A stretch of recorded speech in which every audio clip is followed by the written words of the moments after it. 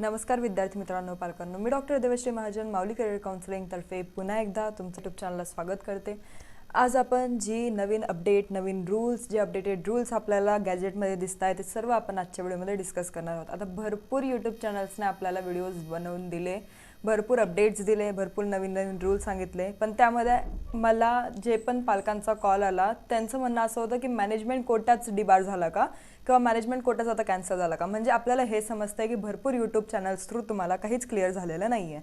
तर आपण आता हा व्हिडिओ आपल्या चॅनलला पोस्ट करणार आहे, म्हणजे आपल्या चॅनलला आता व्हिडिओ जो आहे तो आपण अपलोड करणार आहे विथ प्रॉपर इन्फॉर्मेशन, पूर्ण सविस्तर माहितीसोबत। तर ह्या व्हिडिओमध्ये मेनली आपण सर्व जे रूल्स आहे, नवीन कोणती बातमी आता चालू आहे, कोणता मोठा अपडेट, सर्वात मोठा अपडेट आतापर्यंत काउन्सिलिंगमध्ये आलेला आहे, ते सर्व आपण आजच्या व्हिडिओमध्ये बघू। तर तो जो अपडेट आहे तो मेनली इतका स्ट्रिक्ट आहे की तुम्ही पुढच्या 2 वर्षासाठी पण काउन्सिलिंगमधून बातून जाणार, म्हणजे तुम्हाला पुढे 2 वर्ष काउन्सिलिंग करता येणार नाही। म्हणून हे सर्व जे रूल्स आहेत तुम्हाला माहिती पाहिजे आणि या व्हिडिओमध्ये आपण पूर्ण सविस्तर जाणून घेणार आहे की अजून काय काय बदल आपल्याला काउन्सिलिंगमध्ये दिसत आहे। तर तुम्ही जिथं पण काउन्सिलिंग जॉईन केली असेल तर तुम्ही पहिले तिथं जाणून घ्या की काउन्सिलरला एक जे स्पेसिफिक रूल्स आहे ते माहिती आहे का। कारण फक्त राऊंड खेळणं किंवा चॉईस फिलिंग करणं किंवा फक्त रजिस्ट्रेशन करणं काउन्सिलिंग नाही राहत, तर त्याचे स्पेसिफिक राऊंडचे काय काय रूल्स आहे ते माहिती राहणं मेनली काउन्सिलिंग राहतं। आणि ते जर तुम्हाला माहिती नसेल तर पुढे तुमचे जे वर्ष आहे ते वाया पण जाऊ शकतात किंवा इन केस तुम्हाला फ्युचरमध्ये प्रॉब्लेम्स पण क्रिएट होऊ शकतात जर तुम्ही ह्या वर्षी काउन्सिलिंग नीट नाही केली तर। आणि दरवर्षीचे नियम जे आहेत दरवर्षी काही ना काही चेंज होत असतात, नेहमी आपल्याला खूप मोठे मोठे बदल दिसत असतात, पण या वर्षी जो बदल आपल्याला दिसतोय काउन्सिलिंगमध्ये, मेडिकल काउन्सिलिंगमध्ये स्पेसिफिकली, तर तो 10 वर्षानंतर तब्बल आता हा बदल जो आहे तो आपल्याला MCCने दिलेला आहे किंवा जे NTA तो दिलेला आहे। तर आपल्याला मेनली सर्व जे मोठे मोठे बातम्या ते दिसल्या असतील सर्व आपण ते आधी ते डिस्कस करूयात, त्यावर आपण व्हेरिफिकेशन घेऊयात, त्यानंतर जे स्पेसिफिक गॅजेट आहे, जे व्हेरीफाईड गॅजेट आहे ते आपण डिस्कस करू आणि त्यानंतर मी तुम्हाला त्याचं शॉर्टमध्ये सर्व जी समरी आहे ती सर्व समजवेल। फक्त जो इम्पॉर्टंट पॉईंट आहे तोच नाही, तर हा व्हिडिओ थोडा लेंदी जाईल कारण मी तुम्हाला सर्व सविस्तर डिटेलमध्ये समजवेल। तर तुम्ही हा व्हिडिओ फक्त शेवटपर्यंत बघा, कारण हा व्हिडिओ माझ्यासाठी नाही तर तुमच्यासाठी मी हा बनवते विथ प्रॉपर डिटेल्स। आणि एवढा अर्धा तासाचा व्हिडिओपर्यंत हा जाऊ शकतो, म्हणजे 20 मिनिटाचा तरी जाऊ शकतो। जर तुम्ही हा व्हिडिओ स्किप केला तर समजून घ्या की तुम्हाला थर्ड राऊंडमध्ये पण तुमची जर अलॉटमेंट झाली तर तुमचे पुढचे 2 वर्ष वाया जाऊ शकतात। म्हणून तुम्हाला पूर्ण जे डिटेल्स आहे ते जाणून घेणं महत्त्वाचं आहे। काउन्सिलिंग फक्त 2 किंवा 3 राऊंड्सची नाही राहत, तर प्रॉपर स्टे वॅकन्सी राऊंड्स 5 पर्यंत पण काउन्सिलिंग जाऊ शकते। आणि रूल्स नेहमी इतके चेंज होतात की तुम्ही जर त्याला फॉलो नाही केलं तर तुम्हाला खूप मोठं नुकसान पण होऊ शकतं। जर ऑल इंडिया कोटामध्ये तुम्ही रूल्स फॉलो नाही केले तर तुम्हाला 2 लाखचं पण नुकसान होऊ शकतं, कारण डिपॉझिट जे आहे ते जमा करून घेतात इन केस रूल्स फॉलो नाही झाले तर। म्हणून जर तुम्हाला एक चांगलं काउन्सिलिंगकडे जॉईन करायचं असेल तर तसं नक्की करा। पहिले जाणून घ्या की काउन्सिलर्सला किती माहिती आहे, काय माहिती आहे, त्यांना रूल्सबद्दल माहिती आहे का। आणि सर्वात महत्त्वाची गोष्ट मी नेहमी सर्व व्हिडिओजमध्ये सांगते की फक्त जे काउन्सिलर्स तुम्हाला सांगताय की कन्फर्म सीट तुम्हाला भेटेल, 100% भेटून जाईल, जर तुम्हाला 200 मार्क आहेत तरी तुम्हाला ते सांगताय की तुम्हाला 100% सीट भेटेल, तर मग तुम्हाला तिथं समजून घेतलं पाहिजे तुम्ही की कितपत खरं ते काउन्सिलर जे ते बोलताय। म्हणून तुम्हाला सर्व ज्या गोष्टी आहे ते आधीच क्लिअर करणं महत्त्वाचं आहे। नंतर थर्ड राऊंडला आपल्याला असं काहीतरी शॉक नको भेटायला की आपला नंबर तर लागलाच नाही आणि आपली घरी बसायची वेळ आली आहे, रिपीट करण्याची वेळ आली आहे। जर तुम्हाला वाटतंय की तुम्हाला आमच्यासोबत जॉईन व्हायचं आहे तर मग तुम्ही ह्या नंबरला कॉन्टॅक्ट करू शकतात, 8275518480। खाली पण तो नंबर डिस्प्ले होत असेल, तुम्हाला तो दिसतच असेल, तर त्या नंबरला, ह्या नंबरला तुम्ही कॉन्टॅक्ट करा, कॉल करा। तर कॉल आपले आता रिसीव्ह होतात, म्हणजे जर तुम्ही ऑफिशियल टायमिंगमध्ये कॉल केला तर नक्की आम्ही रिसीव्ह करतो, पण 6 मध्ये किंवा 10 ते 6 मध्ये जर तुम्ही कॉल केला तर आम्ही नक्की कॉन्टॅक्ट तुमचा उचलू, तुम्हाला जे काही तुमचे डाऊट्स आहेत ते सर्व सॉल्व्ह करून देऊ। एकदा जेव्हा तुम्ही पेड काउन्सिलिंग घेतात त्यानंतर तुमची जी काही पूर्ण डॉक्युमेंटची चेकलिस्ट आहे ती तुम्हाला पुरवली जाते, त्यानंतर तुमचे सर्व डॉक्युमेंट्स घेतले जातात। जर तुम्हाला वाटतंय की तुम्हाला आम्हाला भेटायचं ऑफिसला तर मग आपलं जळगावचं ऑफिस ऑन आहे। जळगावला जर तुम्हाला यायचं असेल, तुम्हाला जर फिजिबल असेल तिथे येणं, तर ते आपलं ओपन आहे, तिथं आपले सिनियर कन्सल्टंट असतात, ते सर्व डाऊट्स जे ते क्लिअर करून देतात। जर तुम्हाला काही समोरासमोर माहिती पाहिजे असेल तर सर्व तिथं देत असतात। जर तुम्ही तिथं काउन्सिलिंग घेताय, जर तुम्ही त्या मेंटॅलिटीने येताय की आपल्याला तिथं जाऊन काउन्सिलिंग घ्यायची आहे, तर फक्त एक विनंती की तुमचे जे ओरिजिनल डॉक्युमेंट्स आहे ते सोबत घेऊन या, म्हणजे आपल्याला तिथं काहीच प्रॉब्लेम्स क्रिएट होत नाही। एकदा ओरिजिनल डॉक्युमेंट्स सोबत आणले म्हणजे आमचे जे काही टीम मेंबर्स आहेत ते तुमचे डॉक्युमेंट्स स्कॅन करून घेतात आणि पुढे मग ब्लर विजन वगैरे त्यामध्ये आपला काही विषय किंवा इश्यू काही राहत नाही, तर सर्व जे आहे ते करेक्टेड राहतं आणि प्रॉपरली राहतं।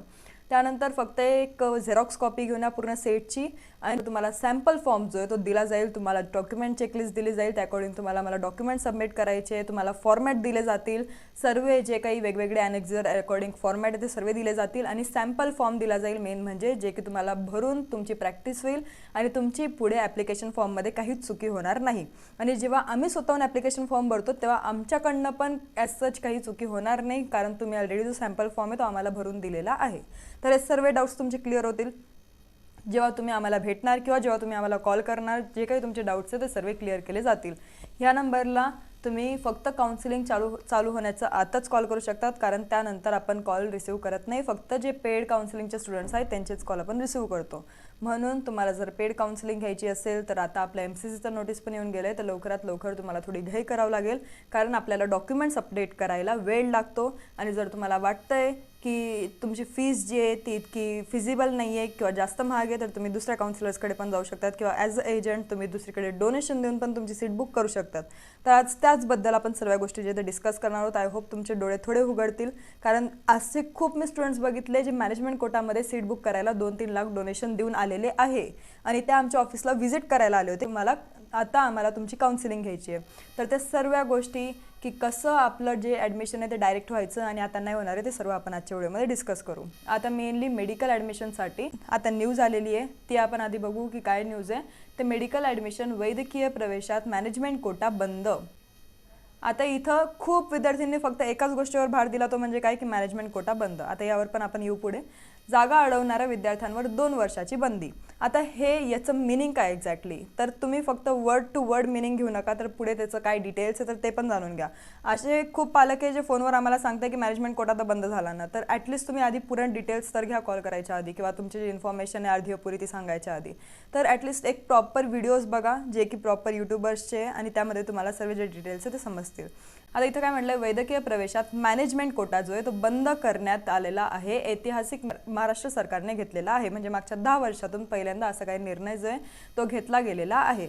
तर त्यामुळे आता काय होऊ शकतं, म्हणजे मॅनेजमेंट कोटा बंद झाला का, तर नाही. इथं ह्या शब्दाचं मिनिंग काय आहे की जो मॅनेजमेंट कोटा म्हणजे मेनली काय व्हायचं आधी की जे 1-2 सीट्स जे व्हॅकंट राहत होते शेवटपर्यंत ते कॉलेज त्यांच्या थ्रू कॉलेज राऊंड थ्रू भरून जात होते, म्हणजे कॉलेज लेवलला जे सीट्स आहे ते भरत होते.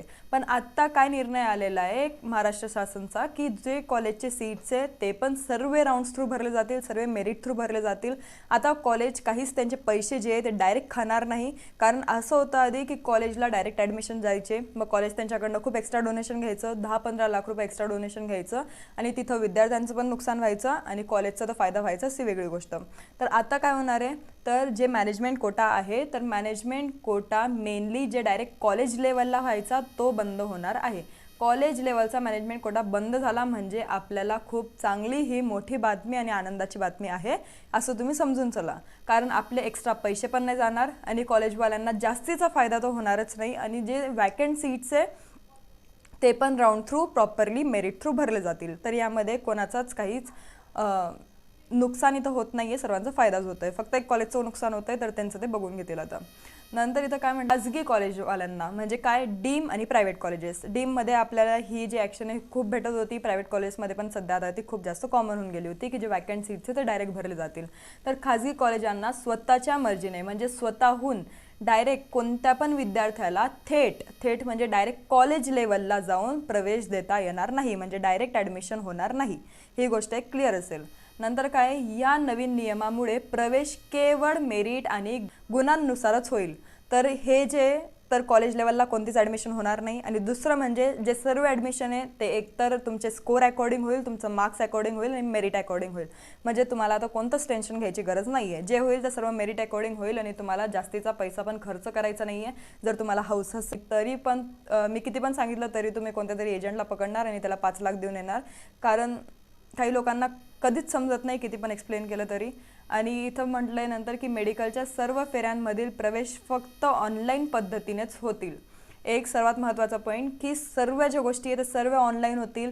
मागच्या 5 वर्षापासून मी हेच सांगते की सर्व ज्या गोष्टी आहेत ते सर्व ऑनलाईनच होत असतात, पण अशा 1-2 काही सीट्स होते जे जास्त खर्चामध्ये म्हणजे जास्त डबलची फीस घेऊन जे ॲडमिशन देत होते विद्यार्थ्यांना, आता ते पण होणार नाही आहे. तर सर्व जे आहे ते ऑनलाईनच होईल, CET सेल थ्रू होईल, म्हणजे पुढे आपल्याला आता काहीच डाऊट जो आहे तो राहणार नाही. सर्व मेरिट थ्रूच होईल, सर्व मार्कांवरच होईल.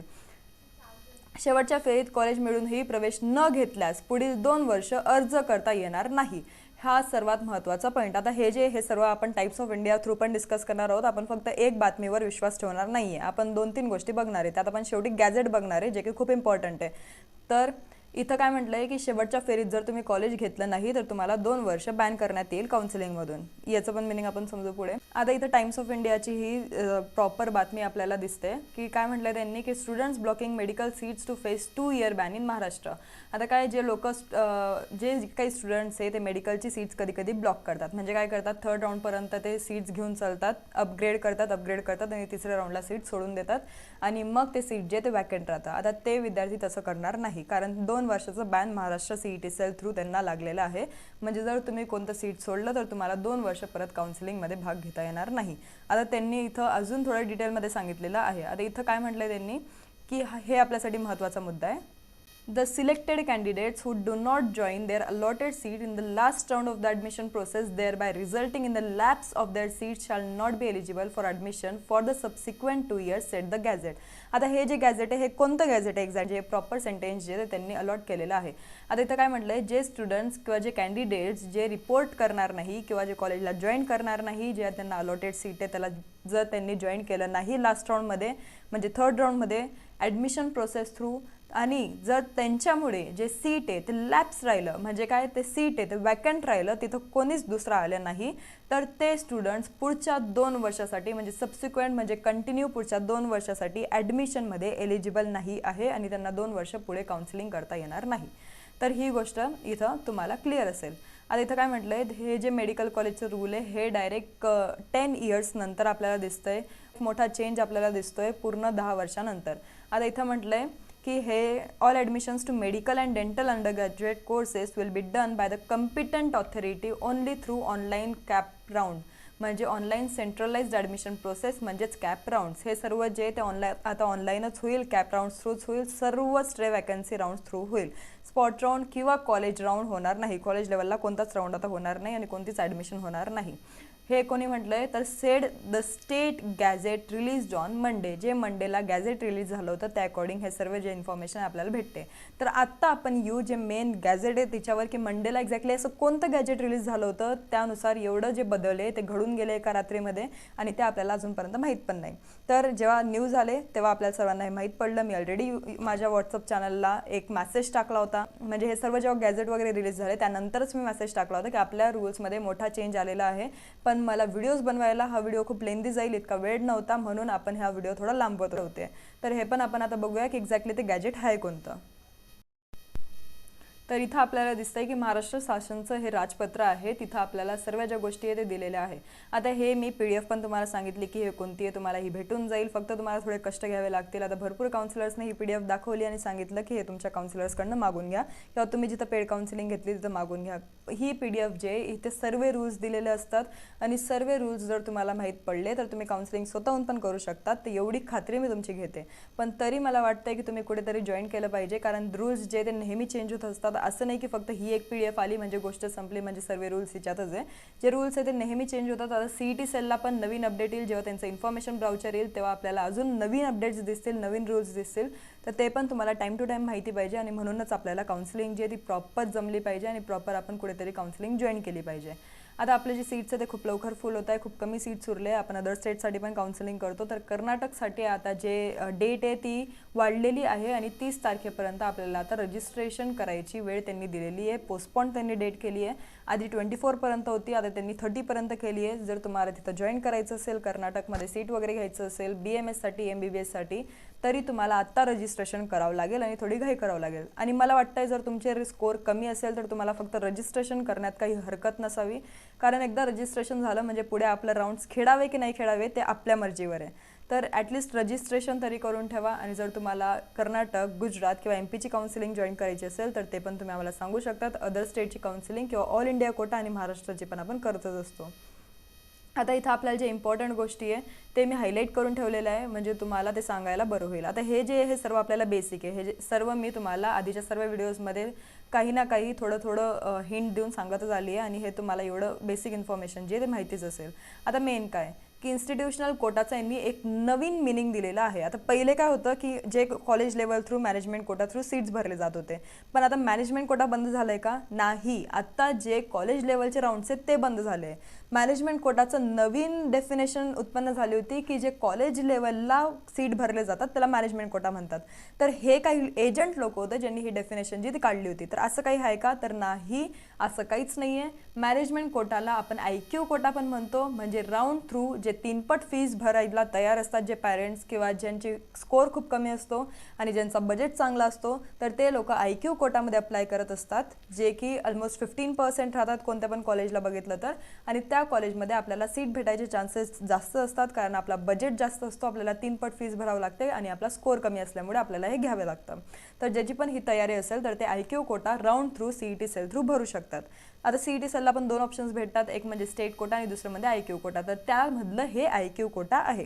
तर ही गोष्ट तुम्हाला क्लिअर असेल. आता इथं काय म्हटलंय, IQ quota means the seat available for admission in accordance with the percentage specified in the schedule which are to be filled on all India rank basis by the competent authority from amongst the eligible candidates including outside Maharashtra candidates, NRI or overseas citizens of India.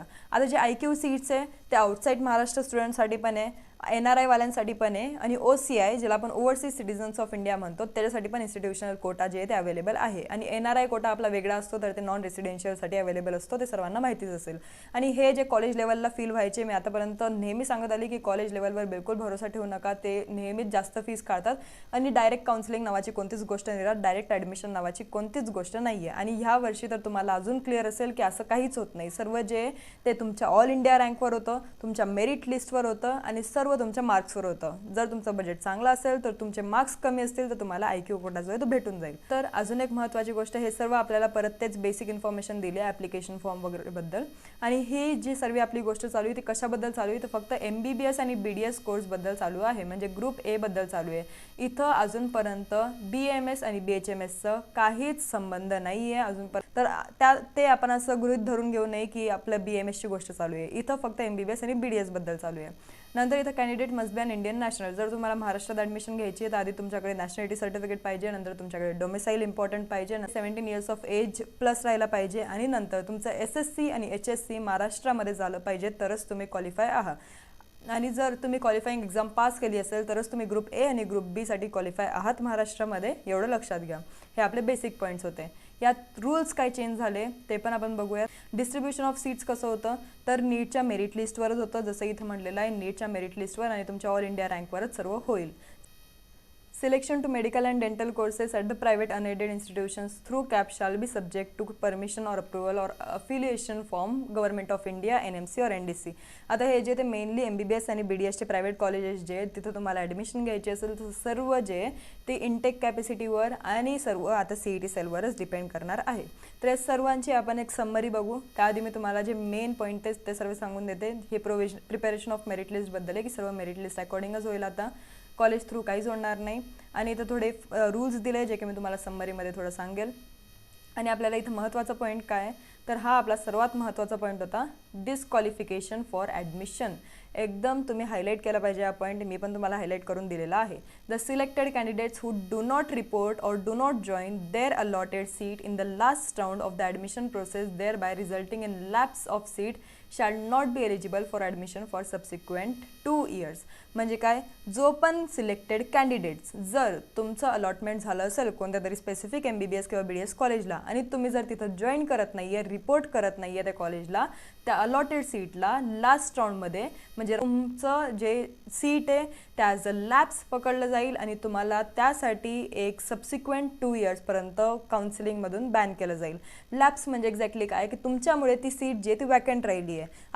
आता ती seat जी आहे ती पुढे भरली जाणार नाही आणि त्याचं तुम्हाला आता 2 वर्षापर्यंत बॅन केलं जाईल CET सेल थ्रू. म्हणजे तुम्हाला ही एक पनिशमेंट आहे की तुम्ही ती जी सीट आहे ती सोडली थर्ड राऊंडमध्ये, तुम्ही तो रूल जो आहे तो ओबे नाही केला आणि म्हणून तुम्हाला आता पुढच्या 2 वर्षापर्यंत ॲडमिशन घेता येणार नाही, महाराष्ट्र CET सेलमध्ये काउन्सिलिंग करता येणार नाही. तर ही आपली सर्वात महत्त्वाची गोष्ट, पूर्ण महत्त्वाचा रूल जो आहे तो आतापर्यंत होता आणि हे सर्व जे बेसिक इन्फॉर्मेशन दिली आहे. आता आपण एकदा ह्या पूर्ण गॅझेटची समरी बघून घेऊ, म्हणजे तुम्हाला अजून पण काही डाऊट राहणार नाही. आता इथे हे सर्व इम्पॉर्टंट रूल्स आहे. सर्वात पहिला पॉईंट काय होता आपला की admission only through CAP round. आता फक्त CAP round through CET cell through आपली जी MBBS BDSची ॲडमिशन आहे ती होणार आहे. Fresh preference form for every round. सर्व राऊंडला तुम्हाला फ्रेश प्रेफरन्स फॉर्म जे म्हणजे चॉईस फिलिंग जे ती करावं लागणार आहे. पहिली जी चॉईस फिलिंग आहे आपली ती सर्व क्लिअर होऊन जाईल. तुम्हाला सेकंड राऊंडला परत नवीनपासून पहिल्या कॉलेजपासून ते 120 किंवा 150 कॉलेजपर्यंत सर्व कॉलेजेस तुम्हाला टाकावं लागणार आहे. परत free exit only in first round. तुम्हाला फक्त राऊंड 1 मध्येच फ्री एक्झिट घेता येईल. बाकी राऊंड्समध्ये तुम्हाला फ्री एक्झिट घेता येणार नाही. मग तुम्हाला पेनल्टी लागेल. फक्त फर्स्ट राऊंडला तुम्हाला कोणतीच पेनल्टी वगैरे जी आहे ती लागणार नाही. Admission becomes mandatory from round 2. जर तुम्ही राऊंड 2 मध्ये अपग्रेड करताय कॉलेज तर ठीक आहे, पण तुम्हाला राऊंड 2 मध्ये ते कॉलेज जे आहे ते आता घ्यावंच लागेल. जर तुम्ही राऊंड 2 मध्ये नाही घेतलं तर काय, तर जर तुम्ही कॉलेज राऊंड 2 मध्ये सोडलं तर तुम्हाला डिस्क्वालिफाय केलं जाईल राऊंडमधून, त्या सेकंड राऊंडमधून, आणि तुम्हाला परत थर्ड राऊंडसाठी फ्रेश रजिस्ट्रेशन जे ते करावं लागेल आणि परतपासून तुम्हाला थर्ड राऊंडसाठी रजिस्ट्रेशन करून नवीनपासून खेळावं लागेल. नंतर काय, betterment available in only round 2 and round 3. तुम्हाला फक्त राऊंड 2 आणि राऊंड 3 मध्येच बेटरमेंट करता येईल, अपग्रेड करता येईल, बाकी तुम्हाला करता येणार नाही. आणि राऊंड 3 मध्ये पण कसं, तर जर तुम्ही फक्त स्टेटस रिटेन्शन फॉर्म जो आहे तो सबमिट केला नाही तरच तुम्ही अपग्रेड करू शकतात. आता स्टेटस रिटेन्शन फॉर्म बद्दल परत दिलेला आहे. Once a candidate submits the status retention form the allotted seat considered final. म्हणजे तुमची ॲडमिशन जी ती फायनल झालेली आहे. And they will not be eligible for further betterment. म्हणजे तुम्ही पुढे आता अपग्रेड करू शकत नाही. आता खूप ठिकाणी असं होतं की तुम्ही अपग्रेड करायला कॉलेजला जातात आणि तिथं ते तुम्हाला स्टेटस रिटेन्शन फॉर्म देऊन देतात आणि तुम्हाला माहिती नसतं, कारण तुम्हाला प्रॉपर काउन्सिलिंग गायडन्स नसतं आणि म्हणून तुम्ही तिथं ॲडमिशन चुकून घेऊन टाकतात. तुम्ही तो फॉर्म भरून देतात कारण तुम्हाला वाटतं की तो बेटरमेंटसाठी फॉर्म आहे, पण तो फॉर्म जो राहतो फॅक्च्युअली स्टेटस रिटेन्शन फॉर्म राहतो, म्हणजे ॲडमिशन कन्फर्मेशनसाठी राहतं. तुम्हाला समजतं की आपले जे ॲडमिशन आहे ते ऑलरेडी झालेली आहे. तर असं पण खूप ठिकाणी फसवणूक होते किंवा ॲक्सिडेंटली तुम्ही चुकून जे आहे ते काही ना काही असं चुकून भरून टाकतात. म्हणून अशी काही चुकी तुमच्याकडून नको व्हायला म्हणून एक प्रॉपर काउन्सिलिंग करा. Not eligible for stay vacancy. Stay vacancy राऊंडसाठी तुम्ही एलिजिबल नाही आहे जेव्हा तुम्ही राऊंड 3 मध्ये सीट सोडताय किंवा सीट जॉईन करताय. इथं मेनली जॉईनिंगबद्दल आहे. जेव्हा तुम्ही राऊंड 3 पर्यंत कोणतं पण कॉलेज जे ते जॉईन करताय तर तुम्ही स्टे वॅकन्सीमध्ये पार्टिसिपेट करू शकत नाही. सर्व तुमचे ओरिजिनल डॉक्युमेंट जे आहे ते मॅन्डेटरी आहे. जी अलॉटेड सीट आहे ती वेस्ट करू नये. एक तर तुम्हाला घ्यायची आहे तर ती अलॉटेड सीट तुमच्या हातात राहू द्या आणि थर्ड राऊंडमध्ये तुम्हाला तिथं घ्यावंच लागणार आहे. पण असं नका करू की तुम्ही ते स्वतः पण घेत नाही आहे आणि दुसऱ्यांना पण ती सीट घेऊ देत नाही आहे, कारण जे डिझर्विंग कॅन्डिडेट्स आहे मग त्यांना ती सीट भेटत नाही आहे, तुमच्यामुळे त्यांचं पण नुकसान होतं. आता न्यू रूल, हा रूल खूप महत्त्वाचा आहे जो मी तुम्हाला ऑलरेडी एक्सप्लेन केला. 2 year department. If a candidate is allotted a seat in the final round of counseling but fails to report or take admission, they may be debarred from participating in Maharashtra medical admission for the next 2 academic years. जर तुम्ही final राऊंडला जर seat घेतली नाही, तुम्हाला जर कोणती seat allot झाली आणि तुम्ही जर सीट घेतली नाही किंवा रिपोर्ट केलं नाही, ॲडमिशन घेतली नाही, तर तुम्हाला त्या राऊंडमधून डिबार केलं जाईल आणि महाराष्ट्र मेडिकल ॲडमिशन तुम्हाला परत पुढच्या 2 वर्षांमध्ये करता येणार नाही. म्हणून कोणती पण गोष्ट जर तुम्हाला करायची आहे आता ह्या वेळेसच्या काउन्सिलिंगमध्ये तर नीट विचारपूर्वक करा, नीट समजून तुम्ही कॉलेजेस टाका, कोणतं पण कॉलेज टाकू नका. कारण कधी कधी असं होतं की आपल्याला फक्त गव्हर्नमेंट कॉलेज पाहिजे असतं, आपला बजेट जास्त राहत नाही, चुकून आपण प्रायव्हेट कॉलेज टाकून देतो आणि मग ते प्रायव्हेट कॉलेजचं आपल्याला बजेट राहत नाही तरी आपल्याला ते कॉलेज जे आहे ते घ्यावं लागतं आणि आपल्याला मग पैशांची जी अडचण आहे ती पुढे येते. तर असं काही नको व्हायला तुमच्यासोबत, म्हणून जे काउन्सिलिंग आहे ती प्रॉपरली करा. कधी कधी असे पण मिस्टेक्स होतात की तुम्हाला पाहिजे असतं MBBS कॉलेज आणि चुकून तुम्ही राऊंडमध्ये BDS कॉलेज टाकून देतात आणि असं जर थर्ड राऊंडमध्ये झालं म्हणजे थर्ड राऊंडला तुम्हाला आता BDS कॉलेज घ्यावंच लागेल आणि तुमचे मार्क्स चांगले असून पण मग तुम्हाला BDS कॉलेज घ्यावं लागतं. असं पण कधी कधी चुकून होऊन जातं. तुम्हाला ते कॉलेज घ्यावंच लागेल. तुमचे जे एक्सक्यूजेस आहे ते तिथं ऐकले जाणार नाही. म्हणून प्रॉपरली सर्व करा, नीट रूल्स वगैरे नीट वाचून घ्या आणि ऑलरेडी मी पेड काउन्सिलिंगबद्दल जी आमची इन्फॉर्मेशन आहे ती सांगितलेली आहे. खाली दिले गेलेल्या नंबरला तुम्ही कॉन्टॅक्ट करू शकतात, ऑफिसला व्हिजिट देऊ शकतात जर जवळ असेल तर. बाकी आपण सर्व ऑनलाईनच जास्त करत असतो. ऑफलाईन आपण फक्त भेट जर कोणाला द्यायची असेल, जर जवळपासचे कोणी विद्यार्थी आहे जे त्यांना भेटायचं आहे तर फक्त त्यांच्यासाठी आपण संडे टू संडे जे ते ऑफिस ऑन ठेवलं आहे. बाकी आपलं मोस्टली ऑनलाईनच चालू असतं. काही पण शंका असली, काही पण डाऊट असला नक्की कॉन्टॅक्ट करा, कॉल करा, व्हॉट्सअपला मेसेज करा आणि कमेंट सेक्शनमध्ये पण तुम्ही सांगू शकतात. धन्यवाद.